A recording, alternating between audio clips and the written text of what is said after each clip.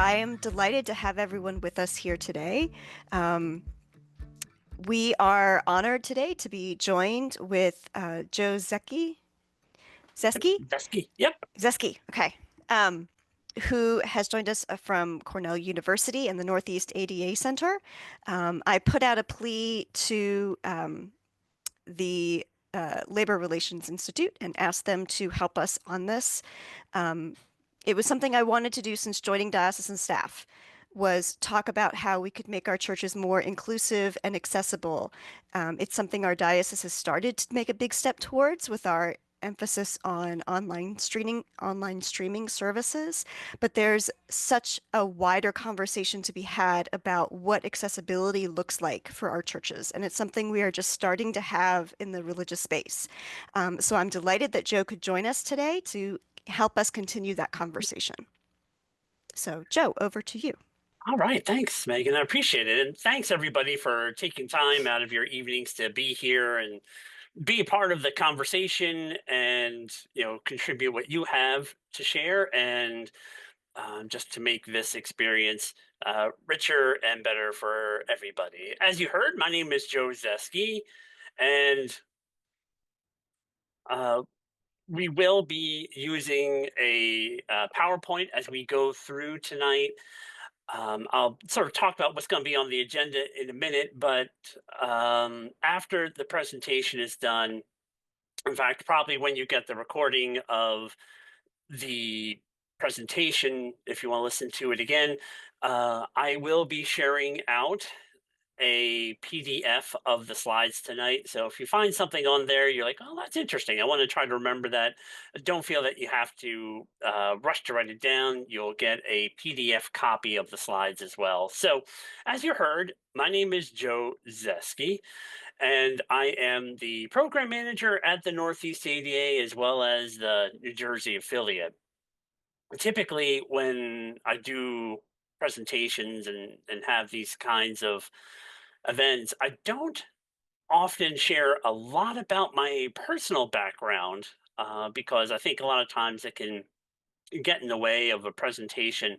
But in this instance, given the group and the conversation we're going to have, I will bring it up. I'm a person myself with a disability, first of all. I'm someone who is blind, and I have been so since about the age of 3 due to a childhood form of cancer. And I'm also someone who has always had a very deep interest in religion and my faith in particular. And matter of fact, I went to divinity school, not to be a minister, but to, at the time, at the time, I wanted to go on for a PhD. I decided instead to focus more on social service, but the different concepts of religion and sometimes how that intersects with disability is something I'm very familiar with from a personal and professional point of view. And I also, as someone myself who grew up Catholic, but I also have spent a good amount of time in the Episcopal tradition as well. Here in New Jersey, where I am, I was on my local church's vestry committee for a good number of years as junior warden and senior warden. So I'm hoping that this evening will not be too will be a presentation, but also we'll have a lot of conversation and you'll feel comfortable asking any questions that you might have, because I think it will make the whole experience better. So with all of that out of the way, let me just remind you, because Cornell University does require us to always mention what we provide is technical assistance, not legal advice. And in fact, I probably should take a quick second to tell you a little bit more about who the Northeast ADA is. The Northeast ADA Center is one of 10 different centers around the country. They're nonprofit organizations. They're federally funded by what's called the National Institute of Disability, Independent Living, and Rehabilitation Research, or NIDLR. There's so many acronyms, but essentially we're all funded with the same general mission of providing technical assistance and training on the Americans with Disabilities Act. We have a 800 number that anyone can call, 1-800-949-4232, to ask questions about their circumstances and if or how the ADA might apply to them. Notably, as I'll talk about briefly later, the ADA doesn't cover much of religious institutions. I won't spend long on that because the main thrust of what we're talking about tonight are ways to increase access to services and to the communal life of the church. So I'll only spend a short time on that, but I do want you to know that the Northeast ADA is here as a resource to call to ask questions. And if we can't provide the information you need, we'll direct you to a place, hopefully, that can.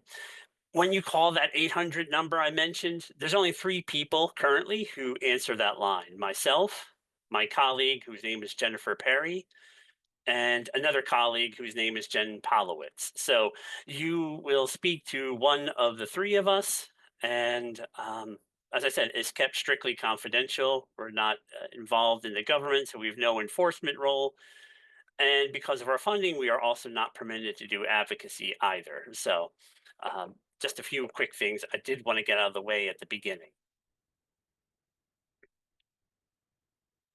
What I wanted to start with, to try to get people involved a little bit before we get rolling, is to do a little word association.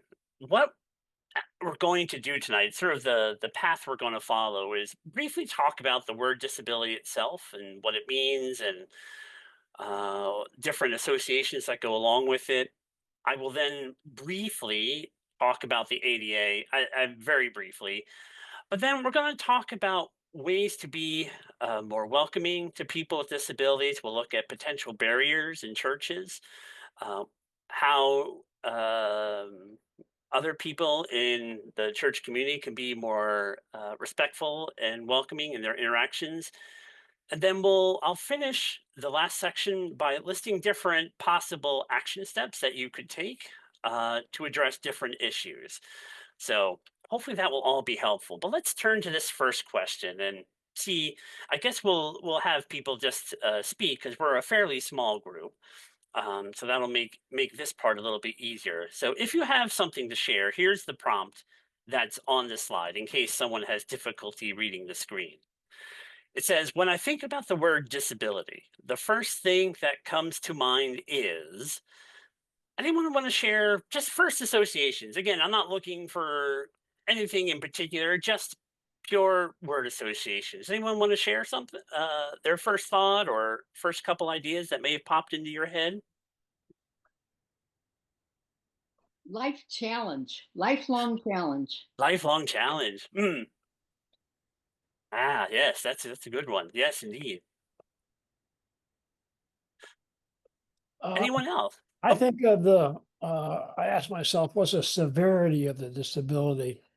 yeah. How does it affect the person? Like, and how much? To what extent? Yes. I think about adaptation, having to adapt one's life as their health changes, just to the circumstances of their life and Yeah. how to be able to thrive. Yeah. Adaptation, change. Yes. Yes. Very much. Very much so. These these are great starting points to think about it. And what is helpful to keep in mind is that everyone's understands disability in a slightly different way, right? We all have our different ideas that have gone into what we think of, just as pure word association when you think of the word disability. For some of us, like myself, it reflects some of my personal experience. For other people, they may draw on different images from either cultural or religious references. Other people might think of it in more legalistic terms. For example, if they think about, oh, Social Security disability, SSD, so they might think of it more in those terms. And they're all a little different but I think it's important for us to keep in mind a couple things. One, everyone builds their own sort of internal dictionary, if you will, based on all those different factors that go into who we are, our experiences, our environment, our personalities, and just how we understand things, as well as sometimes our preconceptions or passed on notions. And we just have to be aware of that and cognizant of that. I will, as I mentioned a little bit earlier, I will get back to where the ADA comes into play with religious institutions, but we're not going to focus much on that. But the ADA as a law does have its own very specific definition or not, of disability that is going to be different from, obviously what we think of day to day. It'll be different than the definition for the Social Security program, which is different than veterans benefits. So they're all different. Even just in legal terms, there are many different definitions of disability. So let's keep that in mind, sort of put a pin in it, if you will, for the moment. And let's go back and look at some of the ways disability has been understood in a historical context. And to different degrees, these models on this slide and the ones I'll share on the next slide still, form our understanding culturally of what disability is. Some have become much less prevalent, but are still there to one degree or another. For example, the moral view of disability indicating a person has some flaw or defect, that's a very old view going back centuries. And it's, seen that the individual having a disability of some sort is sort of under divine punishment. So there is that sort of aspect to it. And it's stronger in some cultures than others today. But overall, I would say it's, faded towards the background, but we have to recognize it was a way that people with disabilities were perceived. You also have the medical view, which still happens today, where it's seen that disability is something that has to be fixed or repaired. It's something that must be cured, and so it's something that an individual may have, but it's something that medical science or technology hopefully will be able to address. In this particular model, a lot of emphasis, though, is placed on the perspective of the medical professional, right? The white lab coat and stethoscope sort of approach, and the doctor slash medical authority knows best and has the best perspective to share. So that is another historical model through which disability has been understood. Then you have a relatively newer model, newer by really the early 20th century. It's sort of what they call the functional limitations model or rehabilitation model.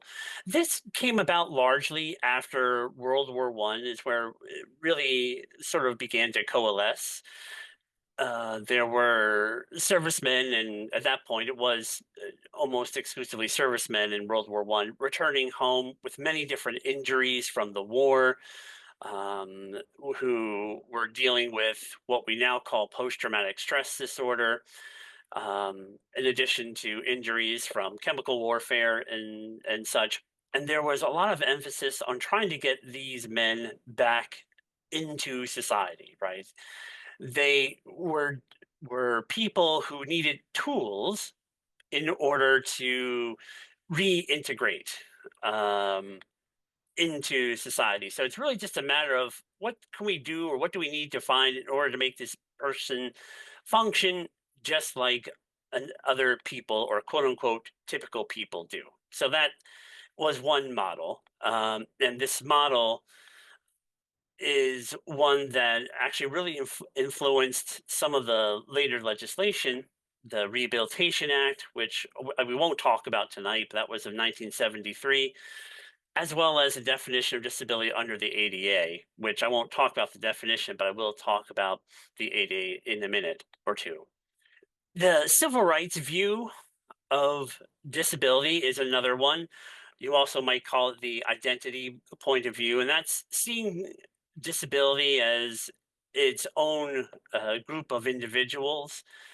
And disability itself is simply part of someone's identity, but it deserves civil rights protections, right? So individual who has a disability deserves protection, just as people began to gain civil right protections for different racial and other characteristics in the 1960s. The movement began at that same time.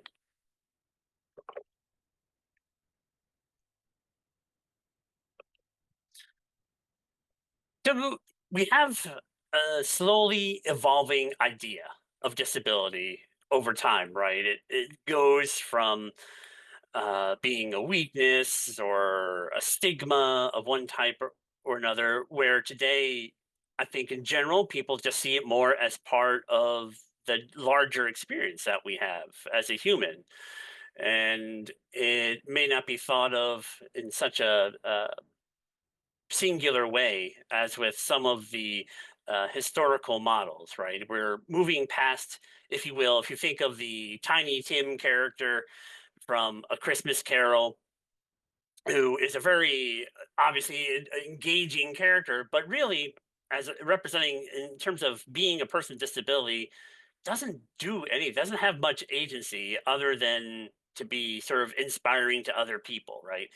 We're moving from that kind of impression where someone is not able to be a part of society or contribute much to understanding that people with disability are us. You know, it's just simply another aspect of being human and part of the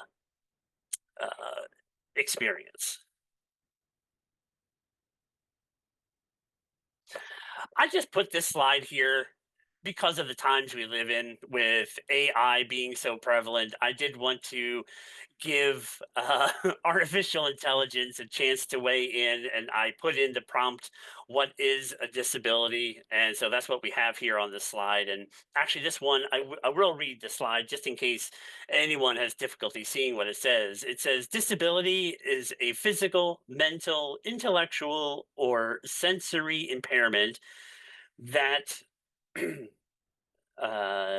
in participation in society on an equal basis with others. Not a bad definition, but it's not something a human would say, right? It's a very sort of technical kind of definition.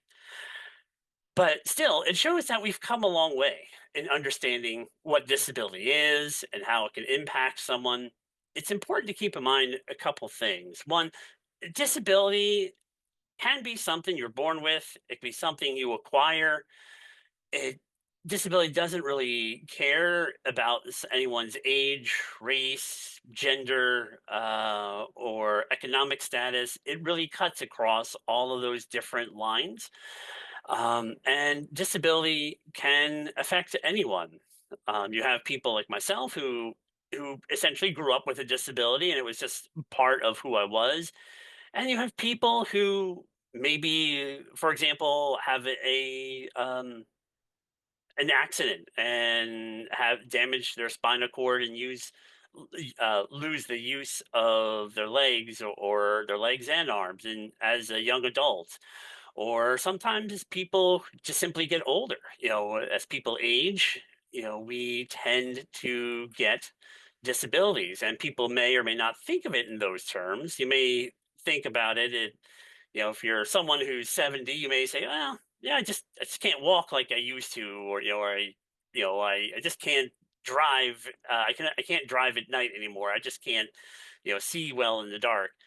You may not think of those different things as being disabilities, but in fact they can be. So again, there's all different experiences of disabilities because it can affect anyone, and every person will have their own experience of it. I did want to highlight this. This just shows some of the disability prevalence across New York State, and because of the way the um, diocese is set up, I couldn't break it down to be more specific to just the diocese, where the diocese covers in particular. But at least this gives a fairly good representation for New York State of the disability rate, and this is based on what's called the American Community Survey, which is an annual survey of thousands of individuals that they use to create these statistics. It's pretty reliable, and you can see as people age, it tends to go up. You have only about just close to 6%, but about 5.9% for people who are pretty young, 5 to 15 years old. It goes up to around 10% for that mid range where you're looking at the 18 to 64 crowd. But then as you go to people who are 65 or 74, it's up to 23%. And when you go to 75 and beyond, it's almost half people, about 45% roughly. So, you know, as I said, we do know as we tend to age, we'll tend to get more disabilities, but there are people who have disabilities from a very young age, and they make up an important part of our community and our families. And so that's why we're talking about how we can create greater access and be more welcoming to people with disabilities. Before I sort of move to a next section, does anyone want to ask a question about anything I've talked about so far? I tend to go quickly and to move on, so I try to be mindful to pause in case people do have questions. I just want to stop here in case anyone does want to ask or share any comment before we move ahead.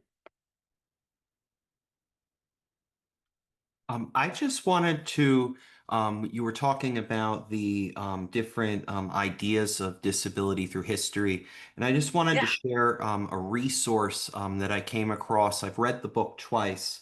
It's called The Disabled God. It's by Nancy Iseland. It's toward a liberatory theology of disability. Mm. Hmm. It's about 30 years old, and when I Yes. was going through my own dealings with having a disability, I read it, and it really helped me understand that it, in a sense, we are blessed and holy in having a disability, that it's not something, it's not a flaw, it's not some type of lack, it's that God became disabled, even in the resurrection, that the different wounds and things are shown forth in glory, and that we show forth God's image exactly the way that we are. And I think it's beautiful. That is a good book, and I've read that when it was new, way back. I was much younger then, and I was actually looking at different divinity schools to apply for, and then I at her where she was, I believe was the at the time was the Candler Theological School in Atlanta. That was one of the places I looked at. I wound up not going there, but it's a very good book. It's a very good book, and actually, it brings up an interest. I mean, we could have a whole conversation just on that alone. But another resource I might recommend, and I don't know if I can find it, I will email it along with the PDF to be shared out. But there was, and I'm not sure if he's still there now, Ben Matlin, who was a commentator on NPR, had a really interesting piece, probably now about 16, 17 years ago. Ben is someone who uses a wheelchair, and he is talking about when a friend of his who also used a wheelchair died, and what some of the things were said at the eulogy on his friend's death about essentially no longer having a disability in heaven, and what are the implications behind that? Really good piece. Again, his name is Ben Matland. I will try to find that when I share the PDF with Megan and Adam to share it out. If it's publicly available, I will do that because I think people would find it really thought provoking. So thank you for Thank your you. comment.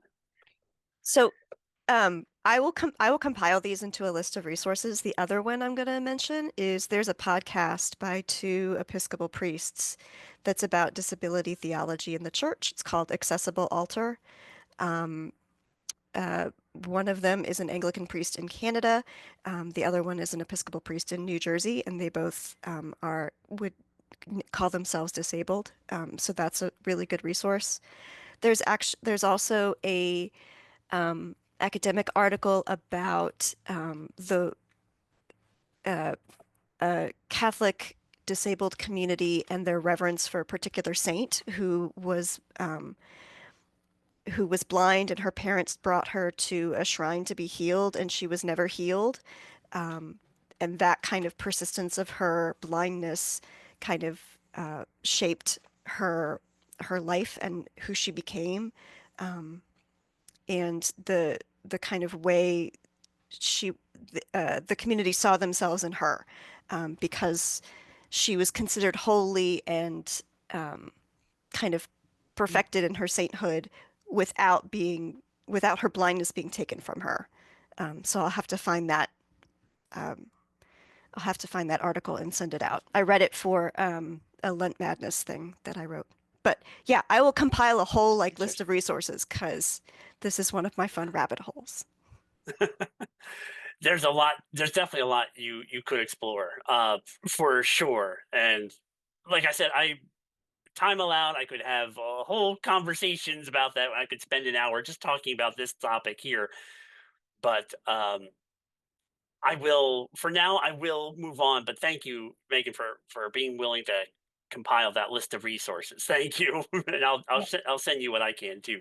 I would briefly like to make a comment. What Megan just said, a phrase, really struck me as significant. Her blindness not having been taken from her, something along that line, which I think reinforces the idea of disability as not necessarily a flaw at all. Mm-hmm. Just her blindness not having been taken from her. That really, yeah, I really love that phrase. I do too, and it's a way of really thinking about theology and finding our paths that are sort of set before us, and in understanding how things can be. I like I said, I'll try not to go into it too much now, but I mean, just speaking from my own personal perspective, as someone who did lose my sight at very young, the person who I am today and what I do, I'm sure if I didn't have a disability, I would never have followed the track I did. And the lives of people that I've crossed my own path and may have affected one way or another, our story could have been very different. And I think in religious context, and again, just because this is a church group, this is why I'm speaking so sort of on a personal level here. I think it can really lead us to sort of ponder not knowing how things will end and assuming one outcome is better than another. I think can be very difficult. We're limited in our knowledge for sure. So I agree with you that seeing it as a flaw is very much can also be an opportunity. It's not so much a flaw as it worked to enhance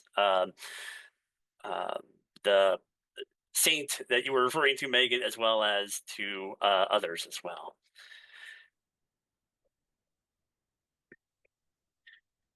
Because I'm from the Northeast ADA Center, I did include two things about the ADA on our slides here. One, as you're probably aware, generally speaking, the ADA does not technically apply to churches in terms of the programs that you offer or the activities that go on with it. There is an exemption for religious institutions under what's called Title III of the ADA. That's the part of the law that deals with businesses and nonprofits open to the public. So you're not technically required to provide things like effective communication, reasonable modifications of policies, practices, and procedures, physical accessibility.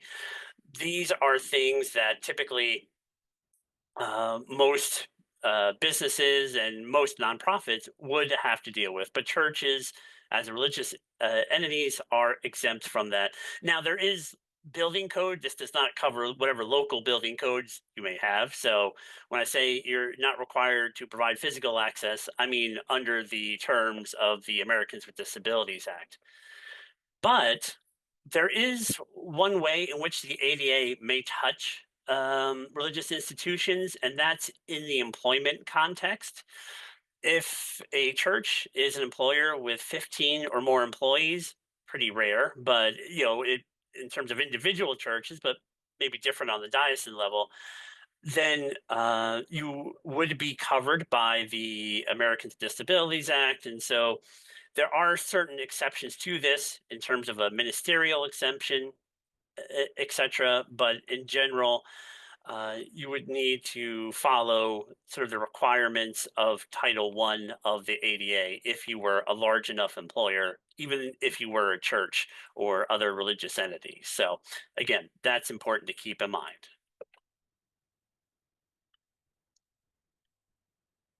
Okay. So one thing I wanted to think about as we sort of dive in here, what are some of the barriers to being a part of the community of faith? So there are a lot of different things that can pose challenges. Certainly some are attitudinal.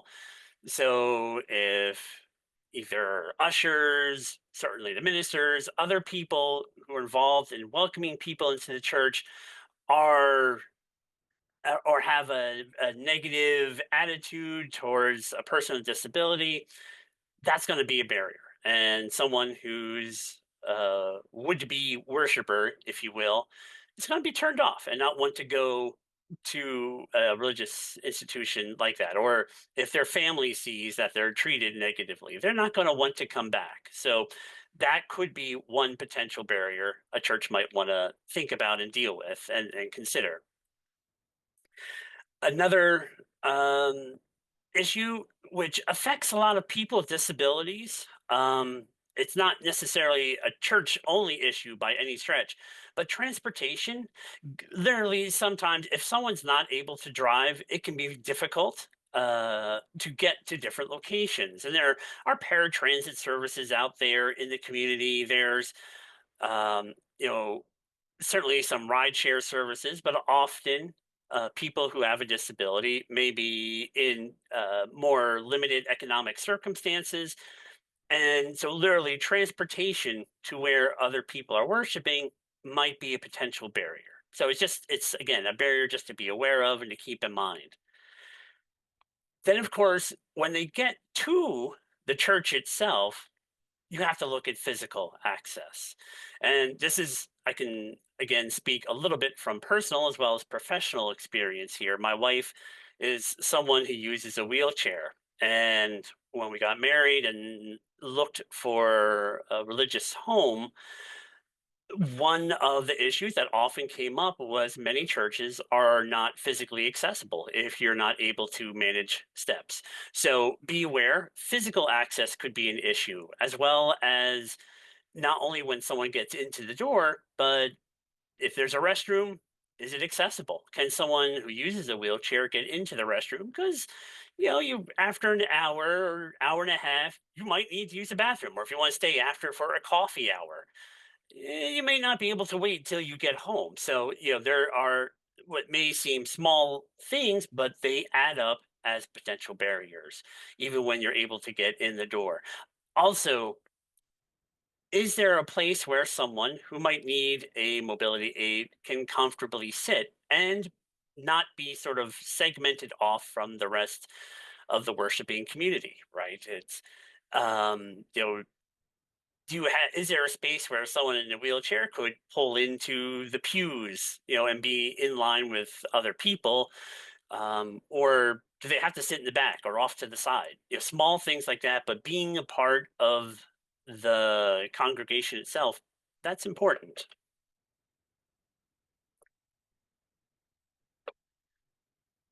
Other barriers can be communication related. So if someone can't understand what's happening in the service one way or another, that could be a barrier. They may not be able to read the bulletin, or there's someone who may have a hearing related disability. Maybe there's someone who is deaf, or maybe they're just someone who's hard of hearing, and there's not a good audio system to help amplify the voices of whoever's speaking. These are communication barriers that can crop up.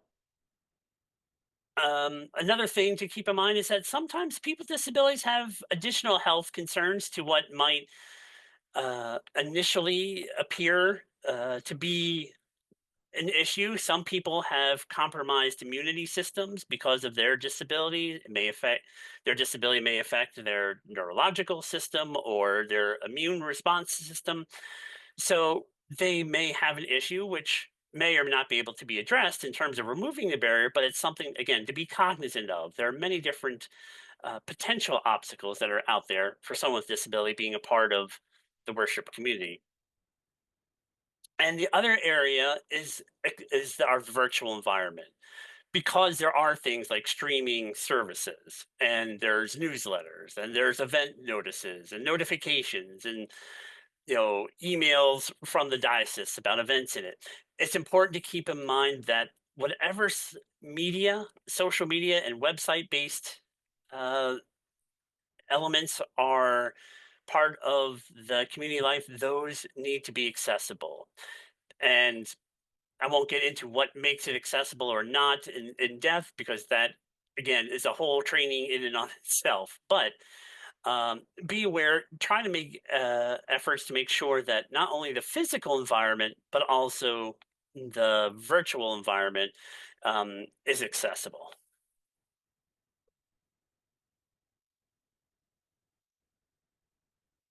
Before I sort of move into talking about some of the interaction tips, anyone want to comment on the barriers or note other barriers that you see as often coming up, or that you've seen in person one way or another? You're reminding me of the fact that not all disabilities are visible. And And I, that's very important. Yeah, you're right. yeah, I mean, there's people, and I'm sorry, I'll shut up in a second and let you continue. But you're right. There are people, so many disabilities aren't. In fact, majority of them probably aren't visible, right? yeah, exactly. Cancer, diabetes, COPD, so many ones are not. Psychiatric or developmental disabilities, learning disabilities. Yes, I'm sorry. Go ahead. I get over enthusiastic there. I'm sorry. I didn't mean to cut you off. Oh no, quite the contrary. Because in broadening that aspect of this idea of disabilities, probably there aren't too many of us that don't have some dimension. Mm, And I mhm. think that the intent of church and worship and inclusivity and all of that is to help each one of us grow to our potential. Mhm. Whatever Yeah, it is that we have that might hinder or get in the way is, we hope, seen more as an opportunity rather than a disability. yeah. Mhm. Thank you. Yeah, me too. I was struck by the levels of participation and what it takes to remove barriers to the different levels of participation in a faith community. You remove the barriers to get in the door of the church, but then, you know, okay, if the person wants to stay, you've got to think about the bathroom. If they want to volunteer, you need to think about whether, the food pantry becomes accessible and how to make that experience Mhm. accessible and what do they need for that. if they want a lector, how do you make that experience accessible? Yes. And what are the ways in which we can, make the entire experience of being part of the faith community accessible for every person? And that's a whole kind of labyrinth of thinking and Very much. unpacking Yeah. for people. But you hit on a good point, which actually I'll bring up again later. It's not just it's really not just enough to get in the door. I mean, that's obviously the first step. And someone Mhm. literally can't get in the door, that's a big barrier in itself. But once you're in the door, someone needs to be able to participate in the community and be a part of it, whether through volunteering, through going, to coffee hours, just as fellowship, or in a leadership capacity. So there are a lot of different layers and levels, like you were saying, that can Yeah, go into the thinking. yeah.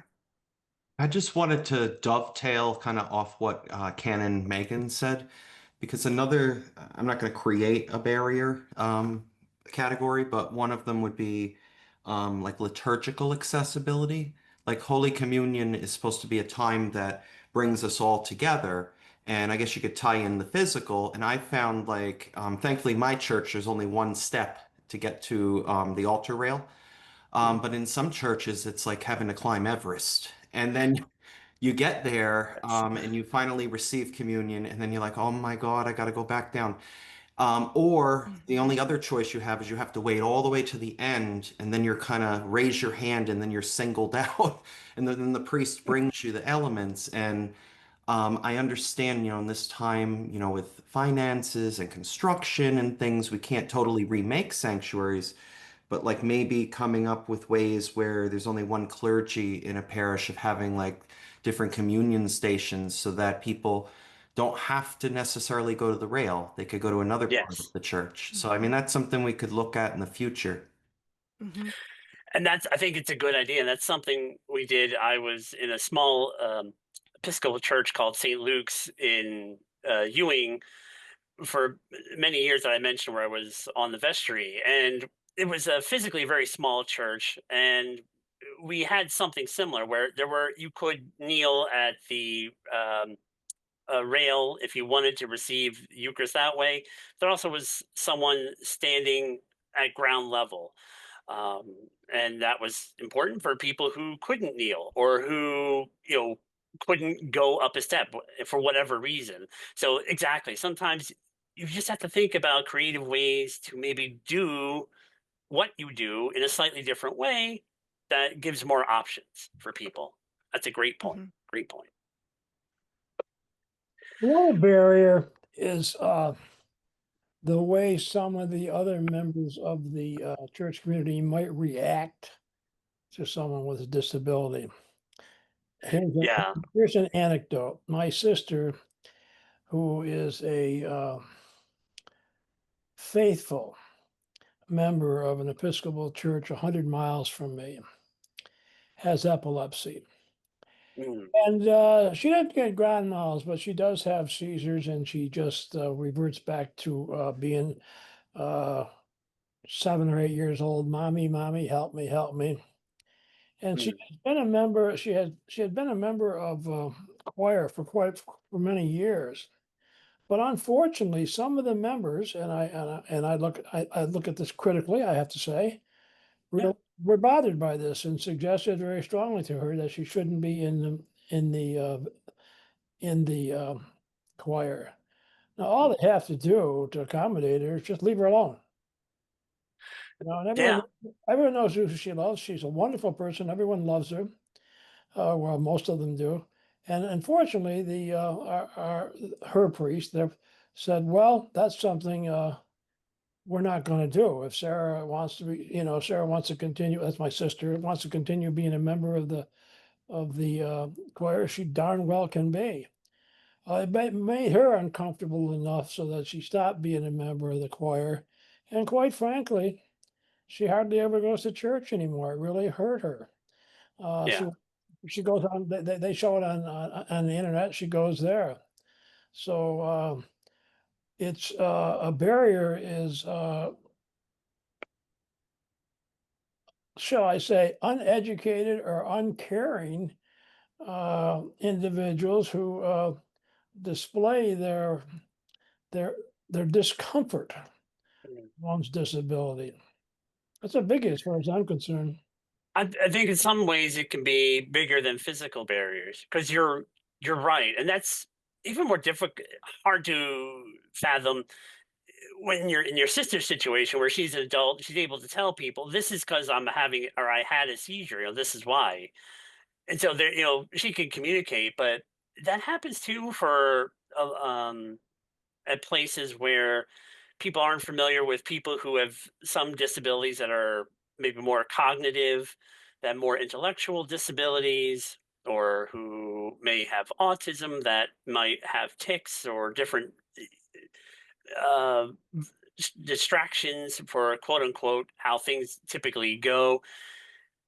And I don't know if there's any general education about to the public about in churches about being welcoming. I think some places do different things that make it easier than others. Some churches have specific services that are tailored more to people who may have those types of disabilities, and you have other churches if they're smaller where maybe it's just more understood. It's small. There's a small enough community where, all right, the fact that this person is different and does this X or Y differently, all right, we can sort of understand that. And so it's hard to always sort of find a solution. But I think you're right um, in that in itself, that kind of attitude can be as much of a barrier as any step or other sort of physical impairment or impediment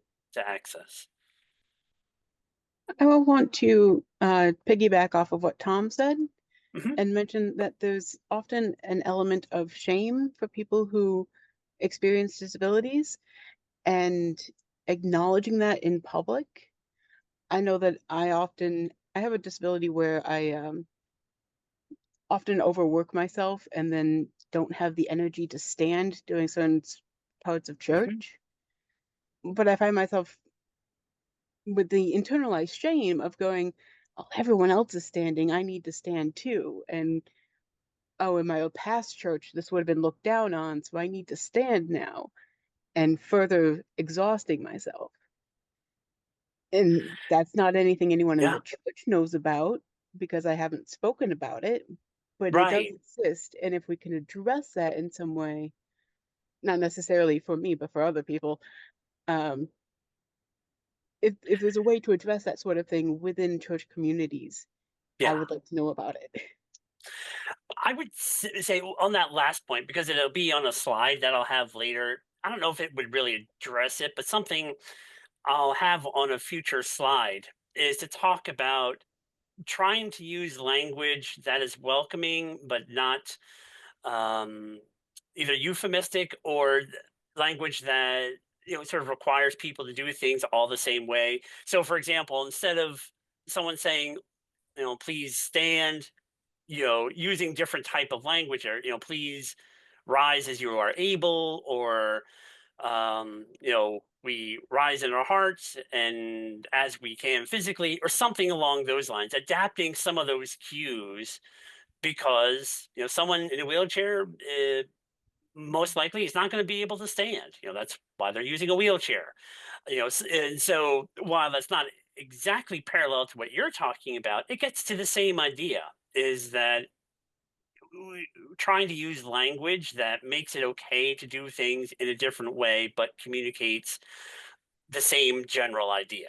That's an important thing, from a ministerial point of view, and from uh, liturgical point of view, that can be sort of built in to the process. And I, one of the reasons I wanted to have this workshop was so that we could start to have this conversation in the church. Because the church is so far behind in talking about ableism and the way that it kind of is woven throughout all of our lives. And so I think one of the ways we break down these attitudinal barriers is get the church talking about it, get priests addressing it from the pulpit, get vestries talking about it in vestry meetings and getting the church community comfortable with naming it and kind of dismantling it the way the way we've tried to do with other social problems. So, Yeah. Joe? I'm pleased Yes. to say that our pastor Shelley in Pulaski begins almost every service with a general statement, making it clear that those who can, shall I say, conform to the normal ups and downs in the standing and sitting, are welcome to do so. But those who find it difficult are welcome not to. She's very engaging in that part and inclusive.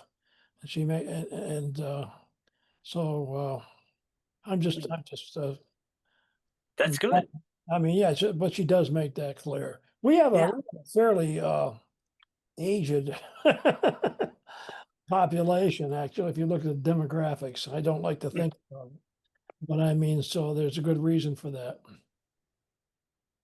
Joe? Yes. Back to actually Tom's anecdote that he spoke about.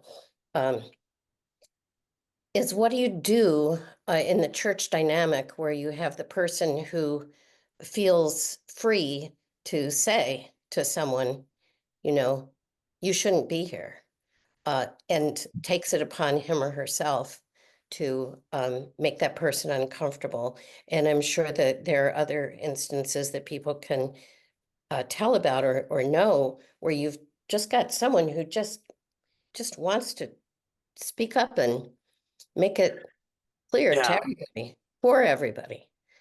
I think in that kind of situation, I mean, just how I would handle it. And again, I don't know if there's a quite a quote unquote right or wrong way to do it.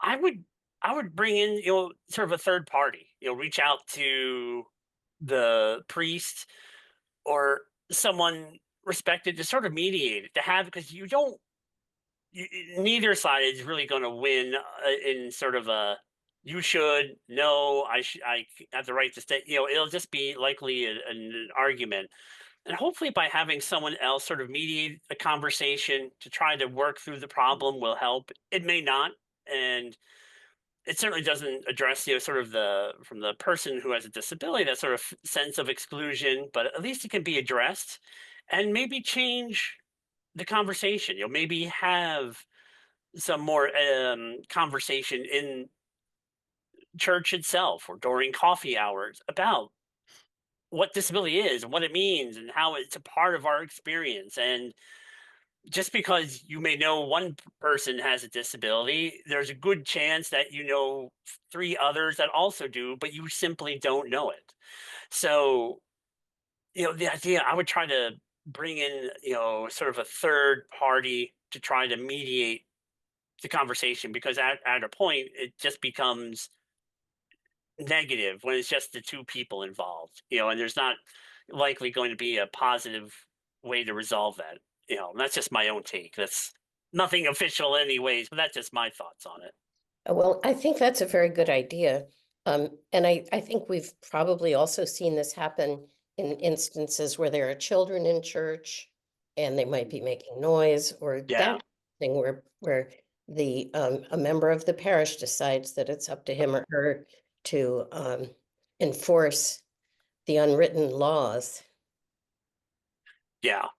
And that's an issue, and that's where you really hope that the people are comfortable going to the clergy, because we all have our disputes, and sometimes, and we all know there are a lot of church arguments that are, that are truly petty about this or that, or who does this or who gets to do this, really silly stupid things that go on, and people can generally sort of manage those things on their own. But when you're talking about really excluding someone on the basis of something they can't change, that's pretty serious. And I think that's when church leadership needs to be proactive, whether clergy, senior wardens, senior leadership.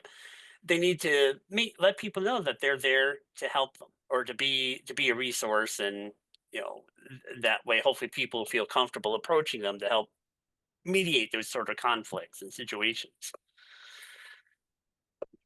Thank you. Yeah, absolutely. I'm so glad you all have had so much to say. It is really, no, I truly am. It makes it so much more interesting. I'll tell you, I'm going to be skipping over some slides because you are going to get the slide deck, because there are some things that are important to know and see, but they're straightforward. I'm going to show next. This is one of my favorite cartoons, and in case anyone has difficulty seeing it, I'll sort of describe it. It is a person talking to a gentleman in a wheelchair, and the person is saying to the gentleman, "What do you prefer to be called? Handicapped, disabled, or physically challenged?" And he says to the person, "Well, Joe will do." I had nothing to do with the creation of this cartoon. One of my colleagues found it, but I really think it encapsulates a lot of what gets into what people call "quote unquote" disability etiquette. It's really talking to the person and finding out what their needs are, and how they prefer to be called, and just honoring the people where they're at. Which really, in the end, we call it disability etiquette. It really boils down to respect of the person. Whether or not they have a disability. When you're talking to someone in the church context in fellowship, you're really just talking about meeting the person where they're at, and trying to share the life of the church. Here, with dealing with people with different disabilities, see what the individual has to say, and don't assume but just ask if you're not sure. And that'll really be a key to positive interactions um, in the church. I do have a slide here, which I'll just touch on briefly, on person first language, which is a way of constructing sentences and grammar to address or refer to individuals who have a disability, particularly when you don't know what a person's preference is. We Northeast ADA recommend using person first language, uh, because if you think back to those models of disability, historical models I talked about, a lot of them, took agency away from the person. And so person first language is trying to intentionally put the person before their disability so that they're recognized as individuals, as having power and agency. And again, you may find that people have different ways they prefer to be called or referred to.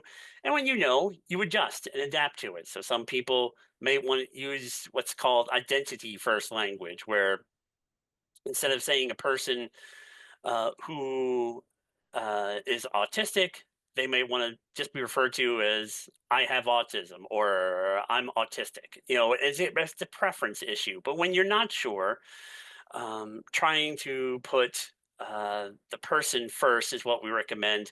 There's also a little list on this slide of terms that are outdated, and we really recommend not using things like crippled, handicapped. Um, you know, these are terms that are not really acceptable anymore. But in general, um, it's a lot of the conversation really focuses on putting the emphasis on the person in the end.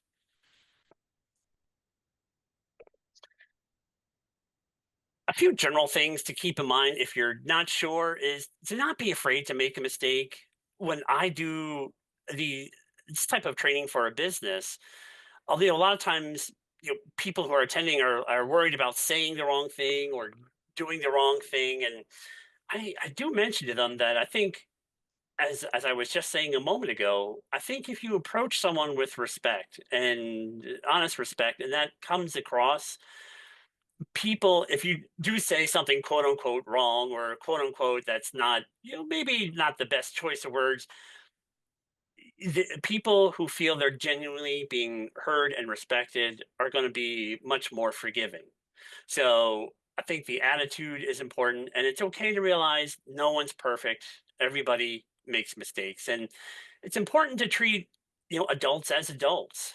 So making sure if you're addressing the person who may have it, has a disability, actually address the person. I do share that sometimes I've had the experience, and I mentioned I'm blind.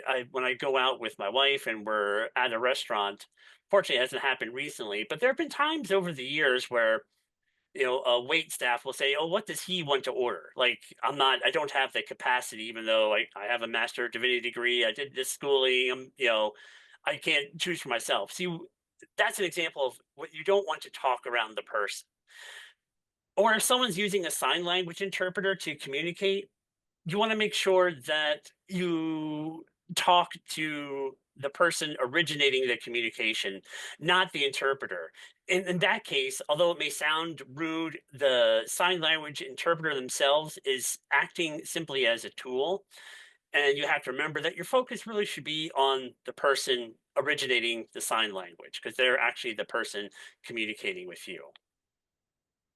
Always feel free to offer assistance, and follow what the person says, and listen to what they're saying. If they say they don't need help, then all right. But if they express something, listen to what the person is saying, and follow their lead. I did put on there, again, even though the ADA does not technically apply to churches, hopefully a church would allow a service dog if someone does have a service animal. If they do, it's important not to distract the animal, because it is a working animal. So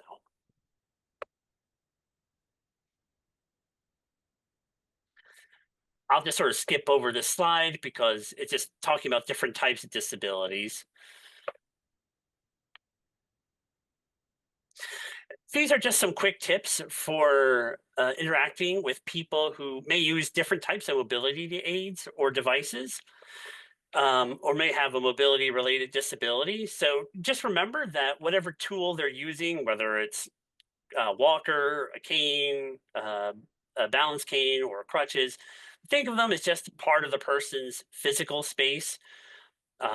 So as you wouldn't presumably touch someone, especially who you don't know, don't touch someone else's mobility devices, because they're using it, and often it can be more harmful than helpful, or intrusive. So keep that in mind too.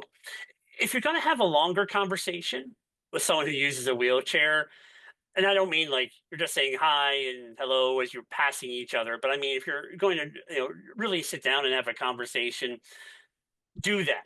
Sit down, because then the person who's using the wheelchair doesn't have to be looking up at you. It creates a much more natural flow of conversation, and it affects the dynamic. So you want to be at the same level. And of course, if you are walking together, whatever mobility aid the person is using, you want to try to match their pace. So you're not walking too fast, so they're struggling to keep up, or you're not going too slow, and they're like, "Oh, why are we going so slow?" Again, let the person set the pace and match it. And so that's a tip for there. And I apologize, I'm going through these a little bit because I think the slides that I have after this will be really good to talk through a little bit more. If someone, this slide is about people who are blind or low vision, and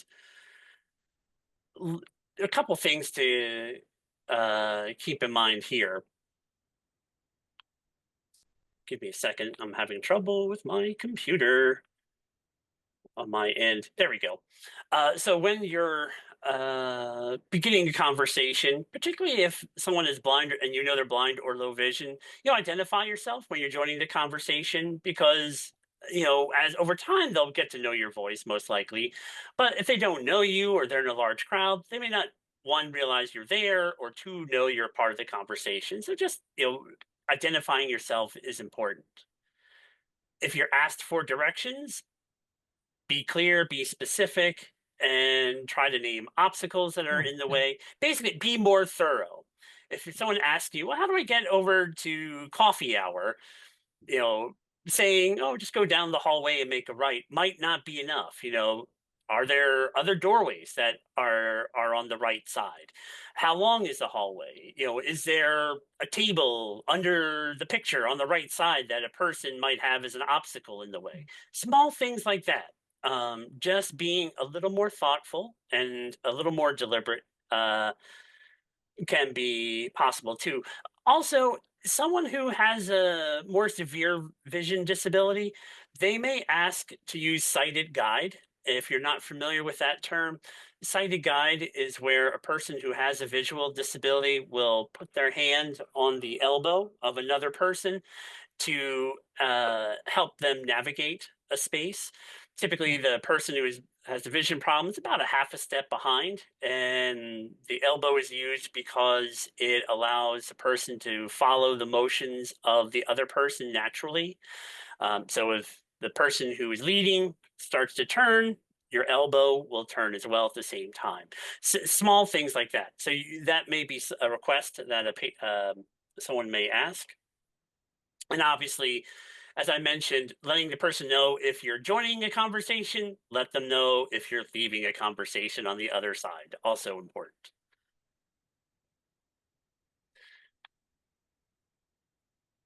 With hearing disabilities, it's a little bit different. Again, letting the person know if you're joining a conversation can be helpful if they don't see you're approaching or joining the conversation.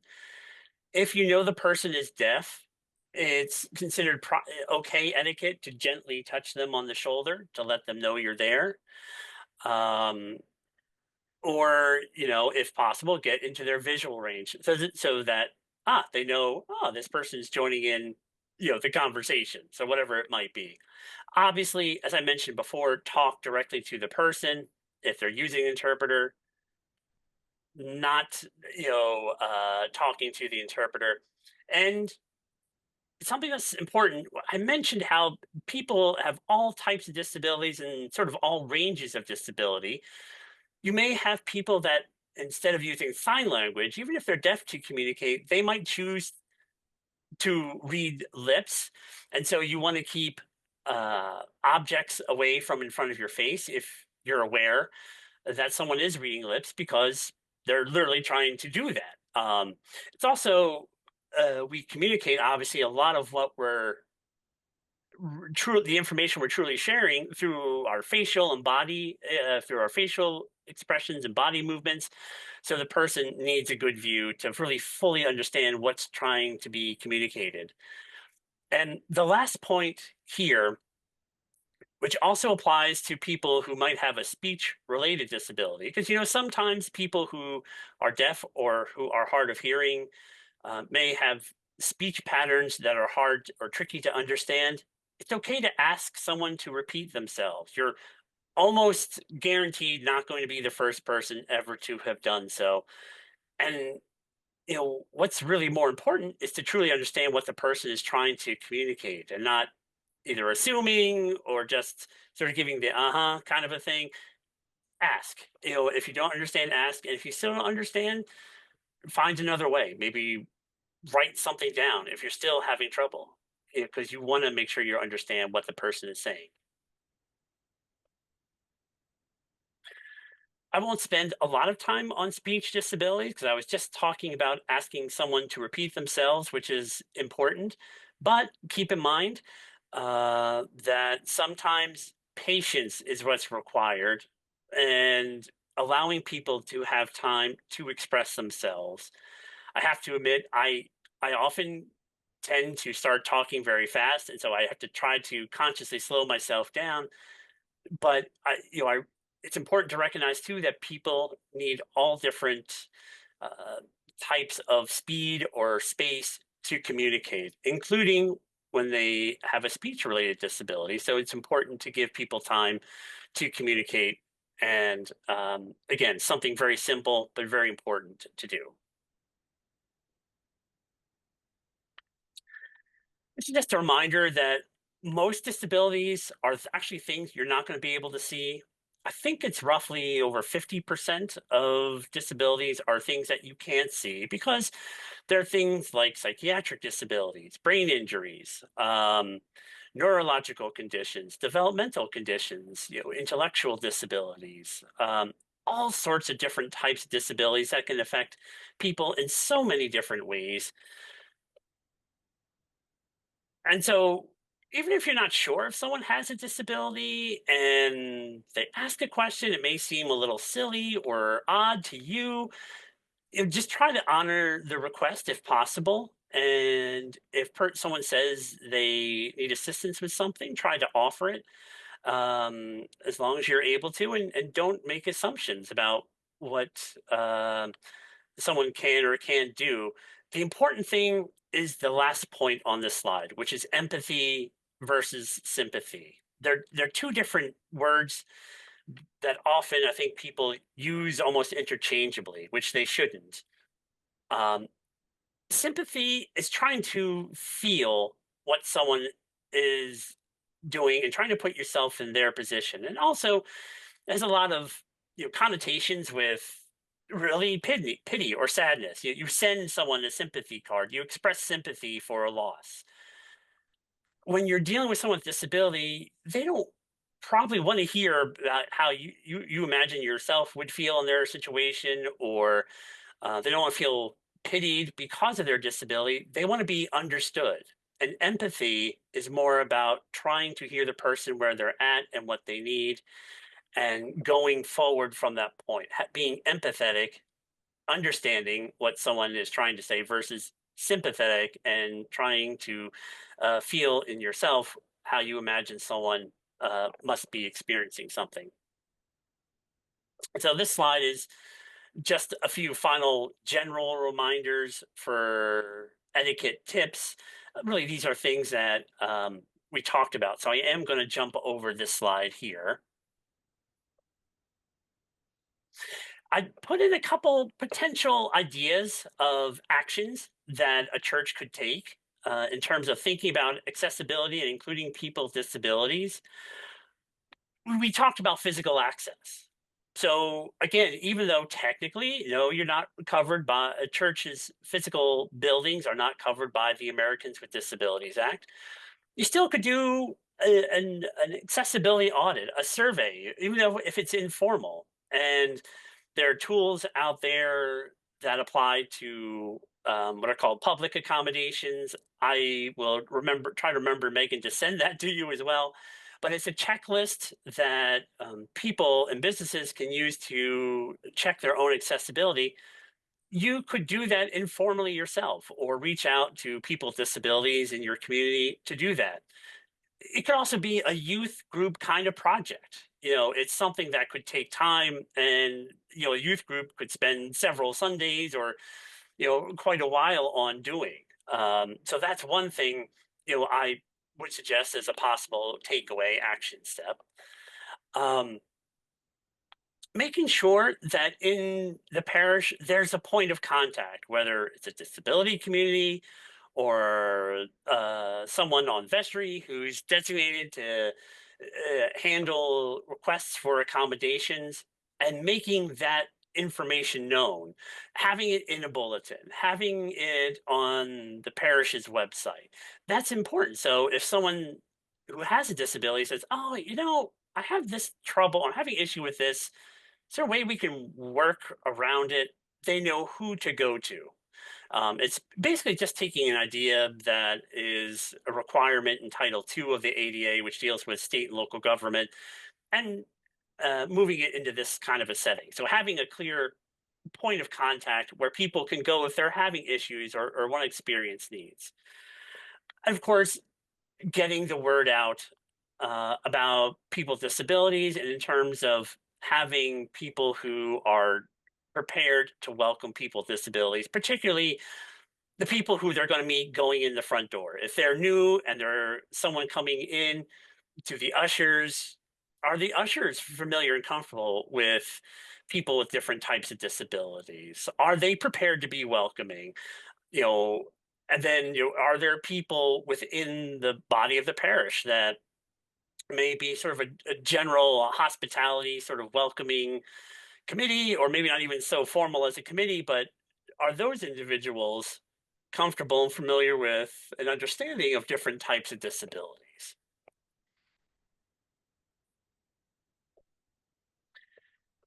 Other potential options for steps, trying to put together transportation in, again, this is obviously not a legal requirement, but if your parish has a lot of people who aren't able to drive, whether it's because of age or because of they don't have driver's license for whatever reason due to their disability, let people know that if they need assistance getting to church, if you have the capacity through parishioners to do that, set up a network where people can find out and learn how. All right, I can't get myself to church all the time because my transportation is not reliable, but I can reach out to here and to this person or this point and try to make something work.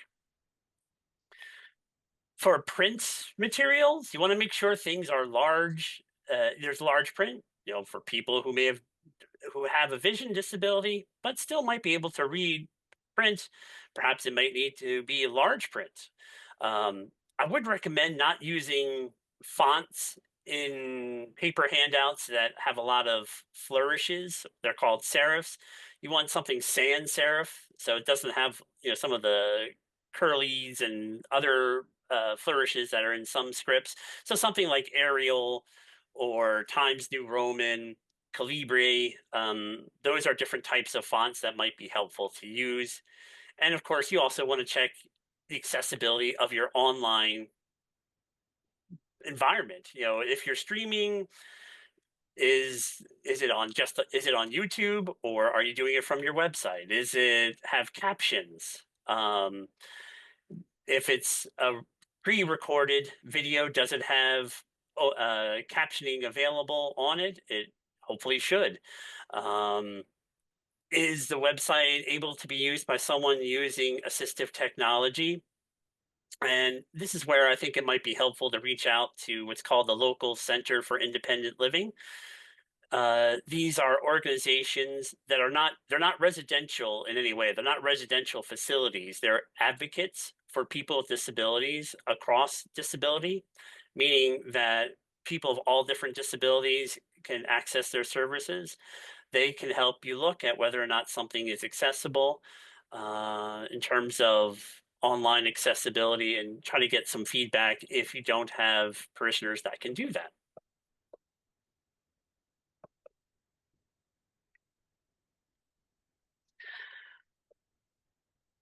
Things that are important in terms of attitude, and some of these are a little repetitive and some are new. But again, the service animal question, more and more people are using service animals.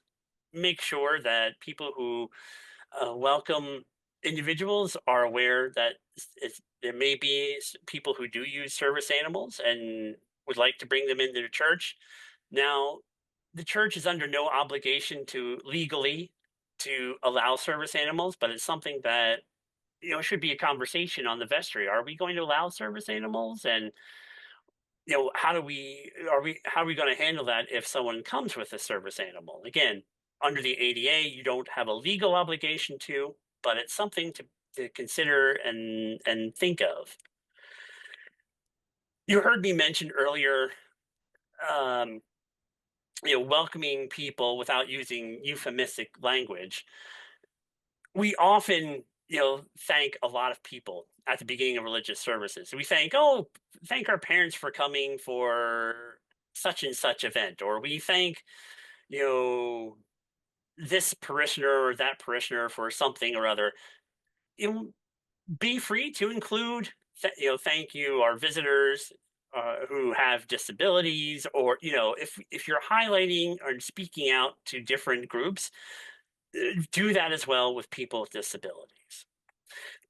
And we talked about earlier the issue of standing or kneeling. This is what I was talking about, allowing people to participate in worship as they can, and making it clear from the beginning of service that that's okay. whether by using different language, as I mentioned earlier, instead of saying, please stand, using something like let us rise in our hearts and as physically as we can, something like that. Being conscious of how we can make the service and liturgy itself more inclusive is important. So that way people know it's okay if I don't stand, or if I don't kneel, for whatever reason. My knees are bad, I can't kneel anymore. Letting people know it's okay to do those types of things. Also, the other important barrier, which we talked about earlier, is including people with disabilities in all different roles in the church. As the body of Christ, there are many different parts, right? It's true with people with disabilities as well. So you have people who might be volunteer readers, people in music, the choir, as Tom, I think, was mentioning earlier with his sister, being in leadership, being on vestry. These are important things to keep in mind. And that is an action step that you can definitely take away and hopefully bring back to your local parish. In terms of physical inclusion, beyond what I was just talking about with allowing people to physically participate in worship however they're comfortable, looking at your physical plant. Is it accessible? Is there a way for people who can't navigate a step to get into the church? And once they're in, are they really welcomed into the church itself, right? They're not just in the back corner, but maybe there's, like I said earlier, a wheelchair cut out in the pews at some point. Maybe, there's other ways that you can be sure that regardless of someone using a mobility device or not, they are included in the actual physical middle or space, if you will, of where people are praying and where people are, following the liturgy, and they're not, stuck off in the back or on the side. Simple things too are important, like keeping the aisles clear. It sounds sort of silly and sounds sort of basic, but a lot of times it gets overlooked. We'll just, put this here. We'll put this stand with the weekly bulletins here in the middle, and it may block the path of travel. So someone has difficulty navigating it. So again, important to think about small things like that. And of course, you heard me mention the restroom issue earlier, which was an issue with a lot of the churches my wife and I went to look at. It could be a challenge to navigate. The last sort of information slide, then I'm just going to throw it open to just questions and answers and conversations for the rest of whatever time we have. There are ways to also make things more inclusive for people with different sensory related needs. So if you have the space to do so, offering an area that might be a comm room or a designated area where if someone's disability makes them hypersensitive to stimuli, in the environment, and maybe whatever reason the service is getting to be too much or the meeting is getting to be too much, they can go to for quiet and just for a break before they go back, or they can avoid the crowd. Using clear language, it's something that's important. It's simple and often overlooked. Just being clear and direct in language so that people of different abilities can understand it, and using as simple, concise language as possible is important. And having some level of consistency in a given service, that can be helpful for people with different types of disabilities too, so that they know what to expect, what the order will be. Someone may have anxiety, or as it says on the slide, someone may have autism, and having a familiar routine and structure and knowing what they should expect during the service can be helpful too. And the last point is also important. If it's helpful if you can let participants, if you will, if it's a meeting or worshipers, if you're talking about in the liturgy kind of context, let them know what to expect. Are you going to have music? Is there going to be incense this time at this service? Is there going to be changes in light? I'll be honest. One of my favorite, my favorite services are at sort of the high holy days, if you will, the Christmas and Easter. And I know in our church for Christmas, we would towards the end always turn off all the lights and then light candles, and it's a beautiful ceremony.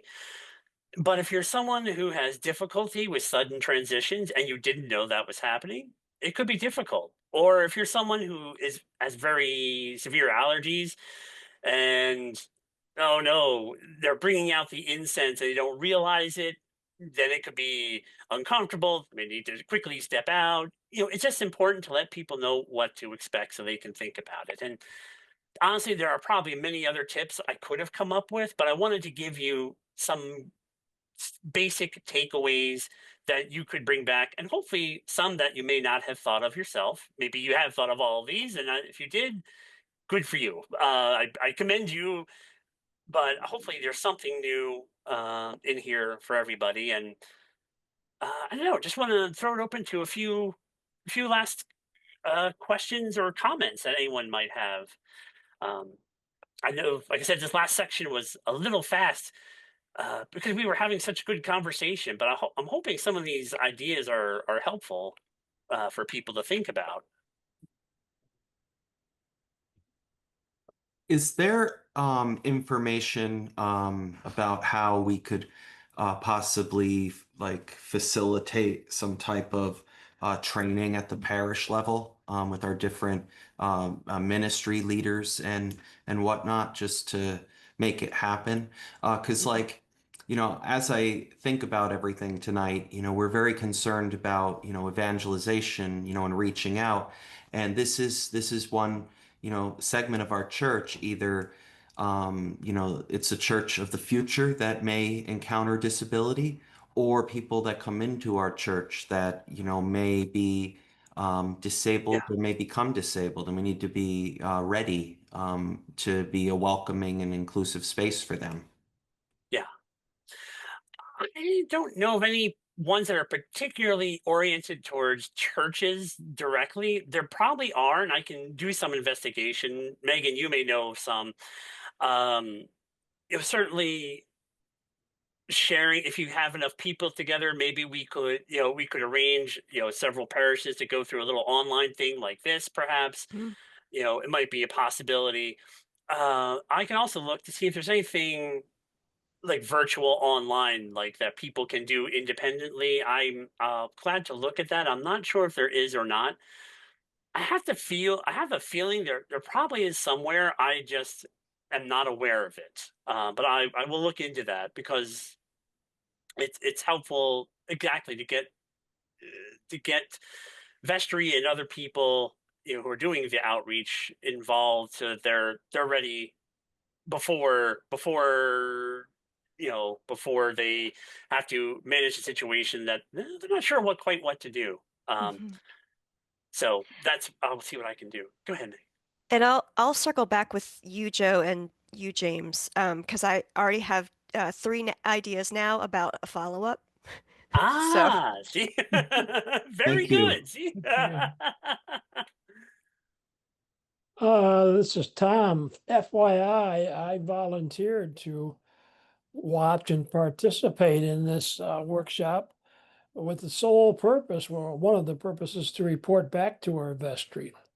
And I certainly will. And I'm going to give an extraneous comment. I'm a college professor. I do presentations all the time.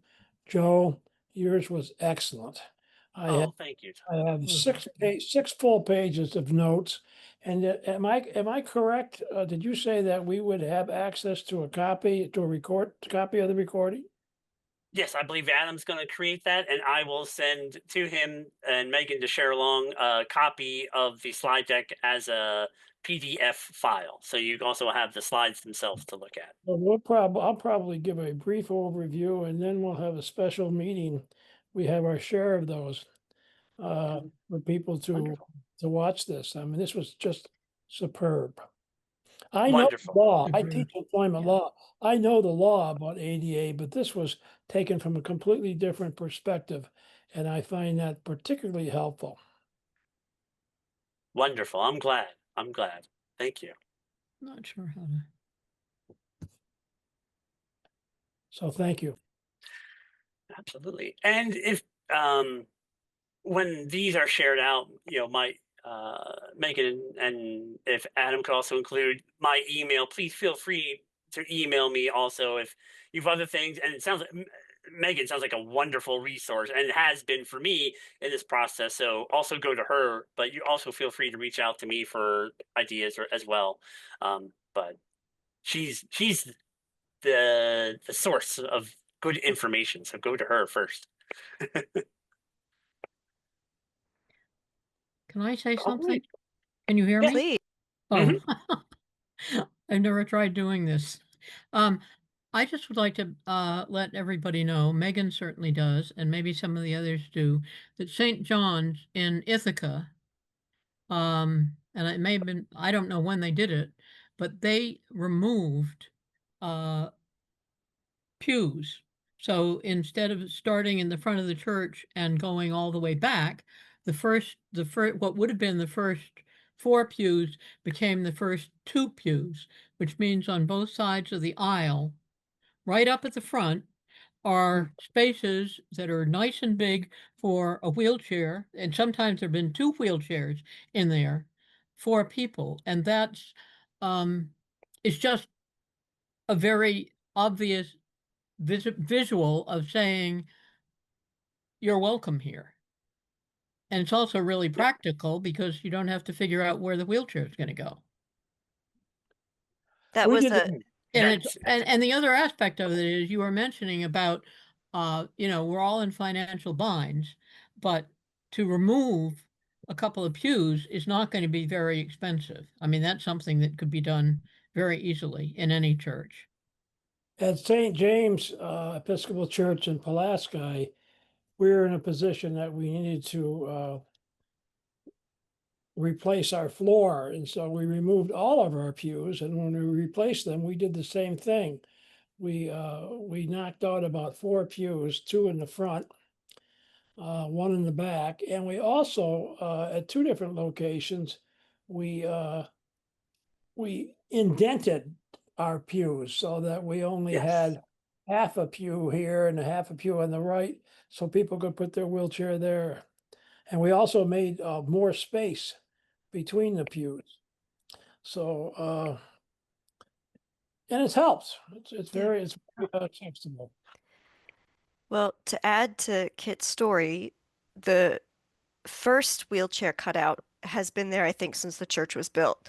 But the second one originated a little bit after COVID when the vestry decided one night that it wasn't fair to make the person sit all the way to the side because they probably couldn't see. And that was like not an ideal place to sit. So they they called the sexton one night and made the sexton take out all the other pews in the front too Oh, to have better access. So, That's and interesting. so it was done. and I have to say, in the time that I was at St. John's, there was not a Sunday when those pews were not in use. They Right. always were being used. Yeah. Mm. Yep.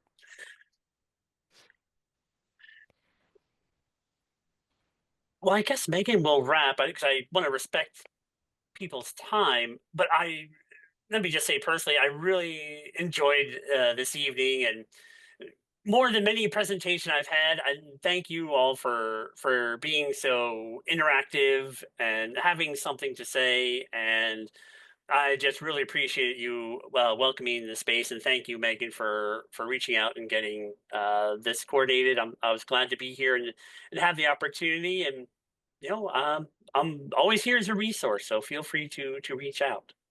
Awesome. Well, thank you so much, Joe. I could not have invented a better person to speak to us, so thank you so much. And thank you so much, everyone, for coming out tonight on your Wednesday. I will be in touch.